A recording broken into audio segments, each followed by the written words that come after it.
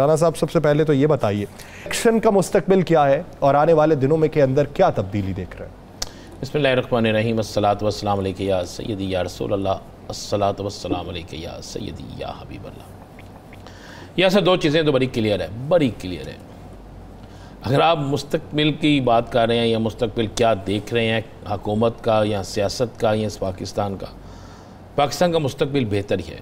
اس لیے بہتر ہے کہ پاکستان جس کلمہ طیبہ کی بنیاد پہ بنا ہے اور انشاءاللہ تعالی اس میں دشمن کو شکست فاش ہوگی۔ پاکستان کے دشمن جو ہیں چاہے وہ کوئی بھی ہو، کسی بھی طبقے سے تعلق رکھتا ہو، کسی بھی گروپ سے تعلق رکھتا ہو، کسی بھی سیاسی جماعت سے تعلق رکھتا ہو، کسی بھی مذہب سے تعلق رکھتا ہو، اس کو اس میں شکست ہی ہوگی، کیونکہ پاکستان سے آگے ہمیں کوئی چیز نہیں ہے۔ سب سے پہلے پاکستان، اس کے بعد کوئی اور چیز۔ اب کرتے ہیں بات پاکستان کی سیاست پر۔ دیکھیں آج وزیر اطلاعات نے ایک بات تو کلیئر کر دیا یاسر، آج انہوں نے تمام لوگوں کے ذہن سے ایک بات نکال دی ہے کہ آپ یہ سمجھیں کہ چیزیں کوئی سستی ہوں گی، نہیں ہوں گی۔ آپ یہ سمجھیں کہ سبسڈی ملے گی، نہیں ملے گی۔ آپ یہ سمجھیں کہ ہم فوری طور پر کوئی ایسی چیز کر دیں گے، ان کا ایسا نہیں ہے۔ ہمیں IMF کے معاہدوں کے مطابق اپنے آپ کو لے کر چلنا ہوگا، اور یہ کوئی کہے کہ پٹرول مہنگا لے کے ہم سستا بیچ دیں، کوئی چیز مہنگی لے کر ہم سستی بیچ دیں، تو ایسا نہیں۔ ہم یہاں یہ ضرور کر سکتے ہیں کہ جو انہوں نے کہا کہ ہم اپنی ذات کی نفی کر سکتے ہیں، ہم بھی سادگی اپنائیں گے، بچت کریں گے، سارا کچھ ہوگا۔ اچھا یہ تو بچت کریں گے، وہ جاتے جاتے کئی کروڑوں کا کھانا کھا گئے سابقہ حکومت والے، سارا کچھ ہو گیا۔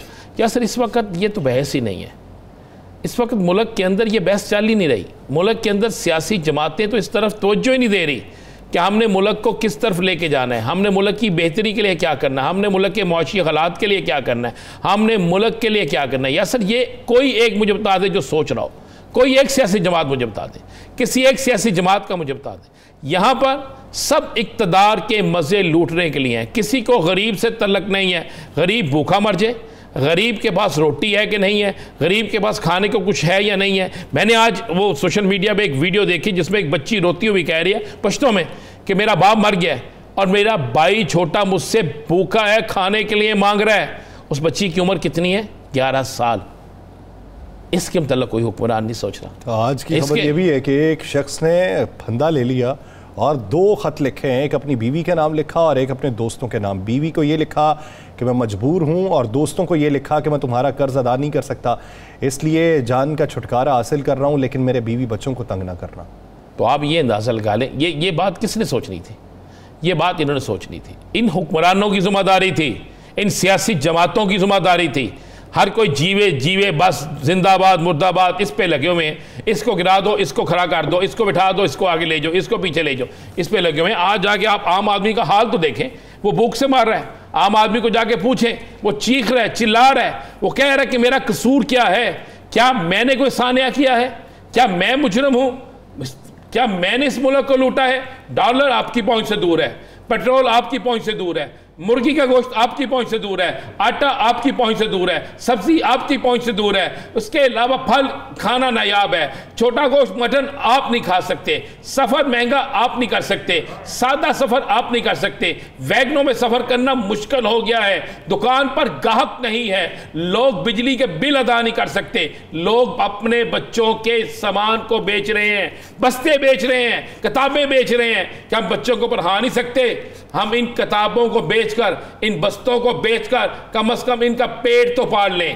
یہ ہو رہا ہے یاسر، یہ ہو رہا ہے۔ آج جا کے آپ ہسپتالوں کے باہر، آپ ان پرائیویٹ کلینکوں کے باہر جا کے دیکھیں جہاں پر خفیہ طور پر گردے بیچے جاتے ہیں، وہاں پہ جا کے دیکھیں کتنے لوگ وہاں موجود ہیں جو اپنے گردے تک بیچنے کے لیے آئے ہوئے ہیں کہ کم از کم ہمارے گھر کا سسٹم چل سکے، کم از کم میرے گھر کے بچے تو بھوکے نہ مر جائیں، میں اپنا ایک گردہ کسی کو دے بھی دوں۔ یہ عالم ہو چکا ہے۔ اور تو اور کس کی ہم کیا بات کریں؟ یا سر اس پاکستان میں سیاستدان صرف سیاست کے مزے لوٹ رہا ہے، اقتدار کے مزے لوٹ رہا ہے، کسی کو غرض نہیں ہے عام آدمی کی۔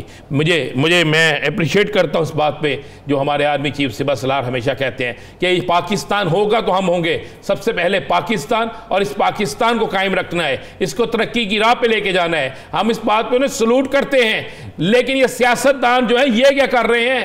ان کے منہ سے یہ بات کیوں نہیں نکلتی؟ ان کے منہ میں یہ بات کیوں نہیں آتی؟ یہ بات کیوں نہیں کرتے؟ یہ پاکستان کا کیوں نہیں سوچتے؟ یس کیوں نہیں سوچتے اس پاکستان کا؟ اب میں آپ کو سیاسی منظرنامے پہ ذرا چلتے ہیں، اس طرح ہم کرتے رہیں گے تو یہ چیزیں ختم نہیں ہوں گی یاسر۔ دل دکھتا ہے، دل خون کے آنسو ہوتا ہے. یہ آج کل بڑا شور مچا ہوا. آج بھی مریم نواز صاحبہ نے ایک لاہور میں میٹنگ کی ہے یوتھ سے، اور ان کے تیاری پکڑ میاں نواز شریف صاحب آ رہے ہیں. شہباز شریف صاحب نے کہا کہ ستمبر کے وسط میں آ رہے ہیں. چلیں میں آپ کو ڈیٹ دے رہا ہوں، نواز شریف صاحب ستمبر میں نہیں آ رہے. یاسر صاحب نوٹ کر لیجئے گا، جس طرح میں نے آپ سے کہا تھا کہ الیکشن اکتوبر نومبر میں نہیں ہو رہے، اس وقت سارے لوگ کہتے تھے اکتوبر نومبر میں ہو رہے ہیں. اب میں آپ کو کہہ رہا ہوں نواز شریف صاحب نہیں آ رہے. مجھے ایک بڑی سمپل سی چیز ہے، سادی سی چیز ہے. خواجہ آصف کلیئر کر گیا تھا، اس کے بعد پردہ ڈالنے کی کوشش کی گئی. مجھے ایک بات ہے، جس کا سگا بھائی 1.5 سال اقتدار میں رہا ہو، اور میاں صاحب ان اقتدار کے دنوں میں جب سب کچھ ان کا اپنا ہو پاکستان نہ آئے، جب آصف علی زرداری صاحب کی طرف سے آفر ہو کہ اپنے طیارے میں لے کر آتا ہوں، پھر بھی میاں صاحب پاکستان نہ آئے، تو اب تو اقتدار میں ان کا سگا بھائی نہیں ہے. ہاں ان کے چاہنے والے بہت سے لوگ ہیں. اطلاعات کچھ ایسی ہیں کہ جب مریم نواز صاحبہ وہاں سے آئی تھیں تو ڈھول کی تھاپ کے اوپر رقص کرتے ہوئے انہیں وہاں سے رخصت کیا گیا تھا. تو انہی لوگوں سے دوبارہ رابطہ بھی کیا گیا ہے، اور انہیں کہا گیا ہے کہ 21 ستمبر کو آپ نے 250 سے 300 جو لوگ ہیں وہ ایون فیلڈ اپارٹمنٹس کے باہر جمع کرنے ہیں، ہم نے میاں صاحب کو رخصت کرنا ہے. تو یہ ڈیوٹی لگائی گئی ہے ان کی، اور 21 ستمبر کی تاریخ دی گئی ہے. چلیں 21 ستمبر کو اگر ہمارا پروگرام ہوا تو ہم بھی دیکھ لیں گے. میں نے تو آپ کو کہا ہے کہ 1.5 سال جس کے بھائی کی حکومت رہی ہو اور وہ اپنے بھائی کی حکومت میں پاکستان نہ آیا ہو، تو اب تو اس کے بھائی کی حکومت نہیں ہے. اب وہ کس طرح پاکستان آئے گا؟ اب اس کو کون سی ایسی تسلی آ گئی ہے جو بھائی کی حکومت میں نہیں تھی؟ وہ زیرو رسک کیا ہو چکا ہوا ہے یا نہیں ہوا؟ میں وہی عرض کر رہا ہوں نا. اب کون سا خواجہ آصف کہتا ہے نہیں ہے زیرو رسک، ابھی تک نہیں ہوا. رانا ثناء اللہ صاحب کہتے ہیں ہو گیا ہے. اب آپ بات کس کی مانیں گے، خواجہ آصف کی، رانا ثناء اللہ کی؟ بتا دیں نا کس کی بات مانیں گے. بڑی کلیئر سی بات ہے. میں آپ کو بتا دوں ستمبر میں تو نہیں آ رہے. لیکن کیس کھول رہے ہیں دوبارہ سے؟ ہاں یہ کیس تو کھل بھی رہے ہیں. 4 انکوائریاں جو چل رہی ہیں یاسر صاحب، وہ 4 انکوائریاں دیکھی ہیں آپ نے؟ جی. چاروں کس کے دور کی ہیں؟ ان کے دور کی ہیں. چاروں انکوائریاں ان کے دور کی ہیں. اور اب پھر شاہدہ خان عباسی نے جو بات کہہ دی ہے، اس نے کہا ہے ہر بل کی منظوری پہ شنوائی ہے کہ 5-5 6-6 کروڑ روپیہ ارکان اسمبلی کو دیا گیا ہے. یہاں پر بھوک سے لوگ مر رہے ہیں، یہاں پر لوگ خودکشیاں کر رہے ہیں. بچی فیس مانگتی ہے، باپ اسے ذبح کر دیتا ہے کہ فیس کے پیسے نہیں ہیں. لوگ یہاں پر ماں اور اپنے آپ کو زہر دینے کے بعد بچوں کو زہر دے دیتی ہے، اپنی زندگی کا خاتمہ کر رہے ہیں کہ پیسے نہیں ہیں ہمارے پاس. اور یہاں پر کروڑوں روپے بانٹے جا رہے ہیں. یہ میں نہیں کہہ رہا، یہ شاہدہ خان عباسی کہہ رہا ہے. کس سے بات کا ہے؟ یہ مسلم لیگ نون کے ہیں. کہ وہ بھی تو انکوائری شروع ہونے لگی نا آٹا سکینڈل کی. آٹا سکینڈل ان کے دور میں تھا بھائی. موٹر وے کی زمینیں خریدنا ان کے دور میں تھا بھائی. یہ بینک کے جو ڈالرز کے معاملے میں ان کے دور میں تھے بھائی. لگتا ہے دست شفقت اٹھ چکا. نہیں، دست شفقت اٹھا یا نہیں اٹھا، احتساب تو ہونا چاہیے. چاہے وہ رانا عظیم ہو، چاہے یاسر رشید ہو، چاہے وہ کوئی بھی ہو، احتساب تو ہونا چاہیے. یاسر اور سخت احتساب ہونا چاہیے. اگر یہ سخت احتساب نہیں ہوگا تو پھر آپ ذہن میں رکھیے گا، پھر پاکستان کی معاشی حالت نہیں بدل سکتی، پاکستان کی سیاسی حالت نہیں بدل سکتی. اگر آپ نے بیلنس نہیں، میں کہہ رہا احتساب ہونا چاہیے کسی کا بھی. جس نے لوٹا ہے، جہاں سے لوٹا ہے، اس کا احتساب ہونا چاہیے. اگر اب بھی احتساب نہ ہوا تو پھر کبھی احتساب نہیں ہوگا.